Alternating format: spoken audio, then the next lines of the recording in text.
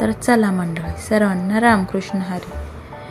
स्वयंपाक बनवायचा कंटाळा आलाय आणि त्यातल्या त्यात भाजीला नाही काही, तर मग चला अशी एक झटकीपट होणारी रेसिपी बनवून घेऊ. त्याच्यासाठी मुगाची डाळ, तुरीची डाळ आणि मसुराची डाळ अर्ध्या वाट्या घेतलेल्या आहेत. चांगले धुवून घ्यायचं आणि त्यामध्ये हळद, जिरे आणि टोमॅटो टाकून आणि कुकर लावून द्यायचा. मग त्यानंतर पीठ मळायला घ्यायचं. गव्हाचंच पीठ घ्यायचं बरं का. त्याच्यामध्ये ओवा कुस्करून टाकायचा, जिरे टाकायचे, हळद, लाल तिखट आपल्या अंदाजानुसार टाकायचं, मीठही टाकायचं थोडंसं, वरून कोथिंबीर आणि तेल टाकून चांगलं घट्टसर असं मळून घ्यायचं.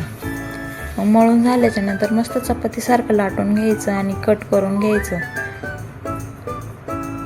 कट करून घेतल्यावर या अशा प्रकारच्या पोंगळ्या बनवायच्या. तोपर्यंत तेल गरम करायला ठेवून घ्यायचं. तेल गरम झालं का मंद आचेवर चांगल्या कडक अशा कुरकुरीत भाजून घ्यायच्या या पोंगळ्या.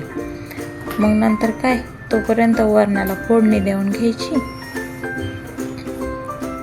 मग थोडीसं वरून निंबू पिळून टाकायचं बरं का वरणामध्ये, आणि गूळ टाकायचा थोडासा, गोडसर आंबटसरपणा येण्यासाठी. मग घ्यायच्या आपल्या पोंगळ्या डिशमध्ये, वरून वरण टाकायचं, घ्यायचं मग खाऊन. एकदम भारी लागतं बरं का. प्लीज सबस्क्राईब करून घ्यावा गरीबाला, लाईक पण करा, कमेंट पण करा.